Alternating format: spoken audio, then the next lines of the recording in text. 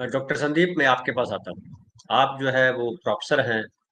आप युवा खुद भी हैं और युवाओं से संवाद करते रहते हैं। जो चिंता जाहिर कर रहे हैं सैनी साहब, कल आपने ही प्रोग्राम में कहा था कि हमारे देश में कितने परसेंट युवा हैं। सबसे ज्यादा संख्या में हमारे देश में युवा है दुनिया में। लेकिन उन युवाओं के सामने क्या है? उन युवाओं के सामने पढ़ाई का संकट है कि अच्छी यूनिवर्सिटी नहीं है, अच्छी पढ़ाई नहीं है, ठेके पे टीचर हैं, सरकार का ध्यान नहीं है शिक्षा की तरफ। कॉम्पिटिटिव एग्जाम होते हैं तो बार बार पेपर कैंसिल हो जाते हैं। फिर जो है आरक्षण है तो आरक्षण में घोटाला हो जाता है। सरकार सुनती नहीं है। जो विद्यार्थियों का अनुभव है बड़ा कड़वा अनुभव है। उनको रिश्वत देना पड़ता। मैं देख रहा था कि विद्यार्थी अपना कुछ जाति प्रमाण पत्र या आय प्रमाण पत्र कुछ बनाना था, उसको 4 बोतल बियर की बोतल देनी पड़ी लेखपाल को। हालांकि हमारे बिहार में तो सब ऑनलाइन होता है, लेकिन आपके यहाँ उत्तर प्रदेश में ये हुआ। और युवा जो है कहाँ कहाँ घूमते नजर आ रहे हैं? क्या उदासीन है चुनाव प्रक्रिया से? क्या उदासीन है देश दुनिया के भविष्य से? या अपने जीवन में इतने लिप्त है कि उनको फुर्सत नहीं मिलती है कहीं पलक उठा करके देखने की कि बाकी आसपास क्या हो रहा है? और वो जो युवा जो विसर्जन में जो या जो है तजिया में जो निकलते हैं तलवार लेकर के और चीखते नजर आते हैं, वो कौन से युवा? जी आप सभी को नमस्कार। और जो सैनी साहब ने कहा मैं उससे सहमत हूँ और उसी को बढ़ा रहा हूँ कि ये जो कंज्यूमरिज्म का कल्चर, देखिए किसी भी समाज में बार बार मैं कहता हूँ कि जैसे आपने देखा होगा कि मैं फिर से रिपीट करता हूँ उसको कि भाषा बहुत महत्वपूर्ण है। अगर भाषा नहीं होती तो हम संवाद नहीं करते, संवाद नहीं होती तो दुनिया इतनी खूबसूरत नहीं होती। सारी चीजों की जड़ में भाषा है। बाइबल भी जो शुरू होती है वो कहता है, बाइबल की शुरुआत ही इसी 4 लाइन से होती है कि in the beginning was the word and the word was with the God, so the word is God. और हमारे हिंदू परंपरा में भी शब्द को ब्रह्म माना जाता है, चाहे वो इस्लाम हो। हर जगह शब्द को बहुत महत्व दिया गया है। तो भाषा जो है साहित्य का निर्माण करती है, साहित्य संस्कृति का निर्माण करती है और संस्कृति देश का निर्माण करती है। अब देखिए, भोजपुरी भाषा का जैसे पतन हुआ है वैसे ही साहित्य का पतन हो रहा है। कुंवर कुंवर गाने लिखे जाते हैं, वैसे ही मानसिकता हो गई है, वैसे ही संस्कृति बनती जा रही है। मेरा कहने का मतलब है कि चारवाक एक बहुत बड़े पहले एक दार्शनिक हुए। उन्होंने एक जो ये अभी जो भोक्तावाद की संस्कृति है ना, हालांकि चारवाक के अलग उनकी जो दर्शन था, उसके अलग मायने थे, लेकिन उसको मैंने कंटेम्पररी परिप्रेक्ष्य में कहता हूँ। उन्होंने कहा कि यावत जीवेत सुखम जीवेत ऋणम कृत्वा धृतम पीवेत भस्मीभूतस्य देहस्य पुनरागमनम कुतः। वो कहते हैं कि जब तक जियो एकदम आनंद में जियो, चाहे ऋण लेके घी ही क्यों ना पियो, क्योंकि ये जल कर भस्म हो जाने वाला, राख हो जाने वाला शरीर दोबारा कहाँ आने वाला है। इसी तरह की कुछ विचारधारा बनाई गई है राष्ट्रवाद के बारे में कि तुम राष्ट्रवाद के नाम पर दूसरे धर्म के लोगों को प्रताड़ित करो, भले तुम्हारे धर्म के लोग उनके देशों में प्रताड़ित हो जाएं और इस सोच का कहीं कोई परिणाम ना आए।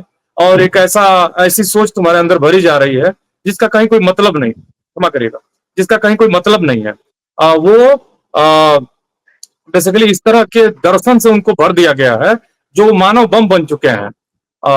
मानव बम का मतलब कि वो अपने आप को खत्म कर रहे हैं। जो व्यक्ति घृणा से भर जाएगा धनंजय जी, सबसे पहले दंड प्रहार वो अपने परिवार पे करेगा। वो एक तो पहले स्त्री द्वेषी होगा। सब समझ लीजिए, जो घृणा और इस तरह की बांटो और इस तरह की विचारधारा, आपने अभी जिक्र किया अपने परिचय में अपने परिवार का। देखिए, व्यक्ति जैसे होते हैं ना परिवार के, वैसे ही परिवार की विचारधारा हो जाती है। हर परिवार की विचारधारा होती है।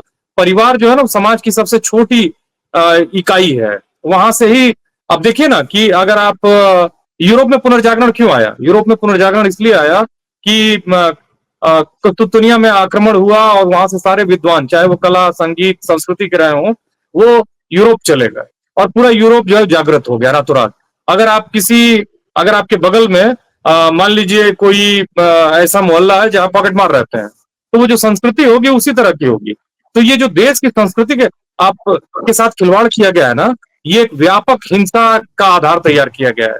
भारत जो अभी कर रहा है, इसको खत्म करने में, इसको अंडू करने में, आपके कंप्यूटर में एक बटन होती है अंडू, इसको अंडू करने में भारत को कम से कम 25 साल और लगेंगे।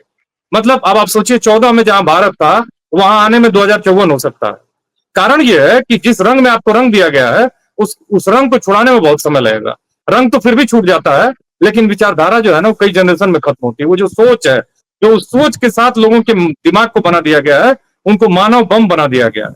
उनको एक मैंने ऐसा बना दिया गया जिसकी वजह से वो तो खत्म हो ही रहे हैं, उनके परिवार खत्म हो रहे हैं, परिवारों के साथ साथ उनके जो एक्सटेंडेड रिलेशंस के लोग हैं वो भी प्रभावित हो रहे हैं, और उससे पूरा समाज प्रभावित होता है। क्योंकि धनंजय, कोई भी व्यक्ति आइसोलेशन में नहीं होता है, वो हवा में नहीं एग्जिस्ट करता है। वो जैसे कंप्यूटर की एक फाइल होती है, उसकी बैकअप फाइल होती है, फाइल के इतने सारे कनेक्शंस होते हैं, तो व्यक्ति की तो बहुत सारी जड़ें हैं, और उन सारी जड़ों को वो प्रभावित करता है।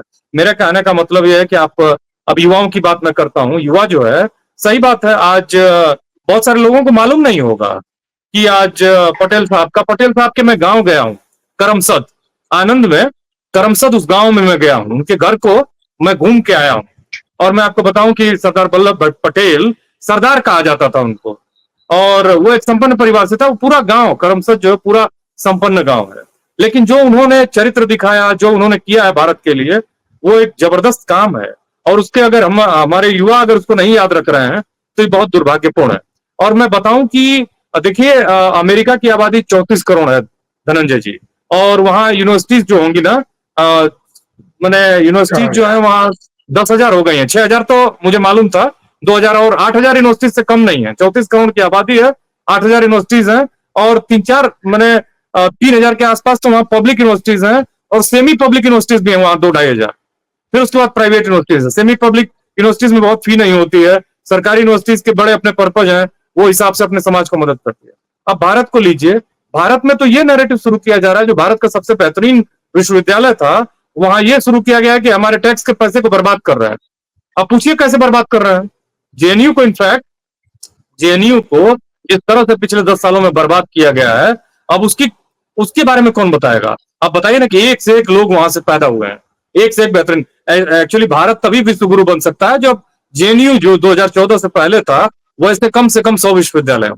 तो यहाँ तो बड़े बड़े मौजूदा सरकार में भी जो विदेश मंत्री हैं, जो वित्त मंत्री हैं, वहीं की पैदाइश, वहीं से पढ़े। पूरे भारत का जो इंटेलिजेंसिया है ना धनंजय जी, वो उसका कहीं ना कहीं कनेक्शन रहा है जेएनयू से।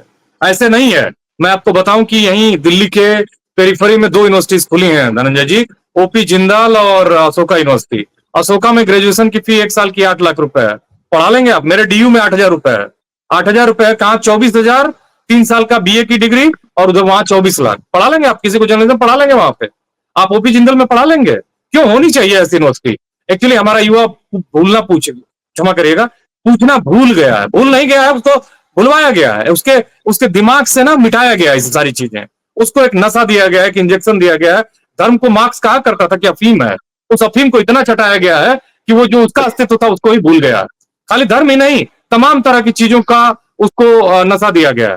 तो आप बताइए कि ओपी जिंदल, कोई क्यों नहीं पूछता है कि ओपी जिंदल, कांग्रेस की सरकार थी तो कांग्रेस में था, और वहां मिलके खूब उसने जो भारत के, उड़ीसा के, छत्तीसगढ़ के और मध्य प्रदेश के संसाधन से खूब लूट मचाई। अभी बीजेपी में है। अब वेदांता ग्रुप है, उसके जो मालिक हैं अनिल अग्रवाल, आपके पटना के हैं, वो कबाड़ी थे मुंबई में, और वहां से उन्होंने, अब वो बॉक्साइट के सबसे बड़े माइनर हैं। तो मेरा कहने का मतलब यह है कि ये सवाल युवा ही तो पूछेगा कि उसके अगर संसाधनों की लूट हो रही है तो विश्वविद्यालय क्यों नहीं खुलते हैं? उसके संसाधनों पर उसका कब्जा होना चाहिए, और कब्जे के साथ साथ हॉस्पिटल। और अभी ये नैरेटिव बना दिया गया धनंजय जी कि लोग कहते हैं कि सरकारी हॉस्पिटल क्यों होना चाहिए, ट्रेन में, बस में, चलते हुए राह पर, बाजार में। अब ये लोग उल्टा चर्चा करने लगे हैं, कितना घातक है ये। अभी प्रधानमंत्री ने आयुष्मान भारत का उद्घाटन किया, कहा कि 70, अरे भाई कोई चैरिटी कर रहे हैं आप? कोई देश का क्या मतलब है? फिर धनंजय जी भी अपने को स्वतंत्र घोषित कर दें, ओम सैनी जी भी, सुरेंद्र जी भी, संजीव चंदन जी भी, संदीप भी कहे कि हम देश हो गए। फिर अगर आप हमको नहीं दोगे तो टैक्स लेने के लिए वो देश। देखिए, युवा हमारे इतनी अच्छी खासी संख्या में है, लेकिन यही युवा आबादी बहुत बड़ी समस्या बनने वाली है। अब मतलब 50% से ज्यादा भारत के युवा जो हैं धनंजय जी, वो युवा है, पूरी दुनिया में सबसे यंग देश है भारत। अगर हम इनको स्किल्ड कर दें, जापान जो है अपने युवाओं को 14 साल की स्किल देता है, इंडिया 8 साल की देता है। आप पैसा नहीं लगाओगे, मालूम है धनंजय जी, जो हमारा एजुकेशन का बजट था कांग्रेस के जमाने में, उससे भी घटा दिया बीजेपी ने। अब बताइए, आपकी आबादी बढ़ रही है और एजुकेशन का बजट घट रहा है, और आप कहते हो कि यूनिवर्सिटीज में पैसा नहीं है। अरे भाई, तुम बजट क्यों घटा रहे हो? आप आबादी बढ़ रही है, अब आपके घर में कोई मैंने घर में अगर लोगों की संख्या बढ़े तो आप खाना बढ़ाएंगे या कम कर देंगे? कम करेंगे तो प्रेम रहेगा या वहां कंफ्लिक्ट होगा? सीधी सी बात है कि आप, अच्छा, एजुकेशन को आप खराब करोगे तो क्या होगा? लोग जड़ होंगे, मूर्ख होंगे, वो अपने अधिकारों के बारे में भी नहीं जानेंगे और समाज के लिए समस्या होंगे। और ये किस लिए किया जा रहा है? इसलिए किया जा रहा है ताकि उनका प्रिविलेज, उनकी अथॉरिटी, उनका दबदबा बना रहे, उनका कब्जा बना रहे।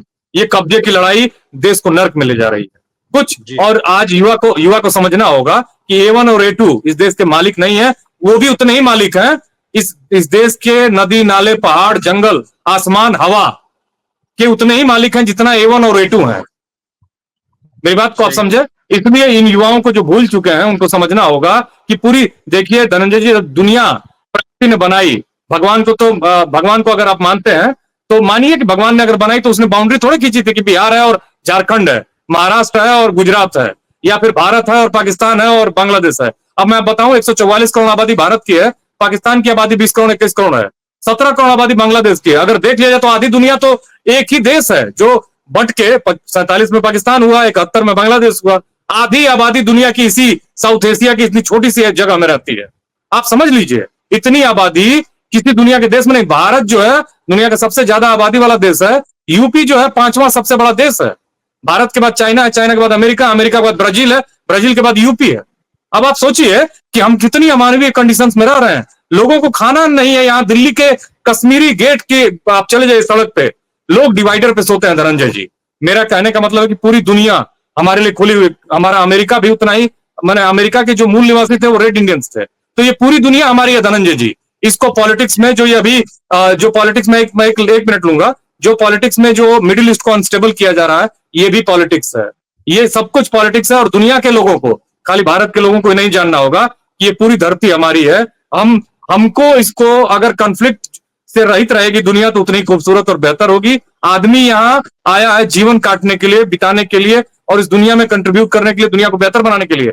हर आदमी को 8 घंटे का काम, 8 घंटे का आराम और 8 घंटे अपने हिसाब से खर्च करने के लिए होने चाहिए। नहीं कि वो 16 घंटा काम करता है और मर जाता है, कोई कम उम्र में मर जाए और कोई 100 साल जिए। ऐसी दुनिया अगर है तो ऐसी दुनिया को आग लगा देनी चाहिए। जी।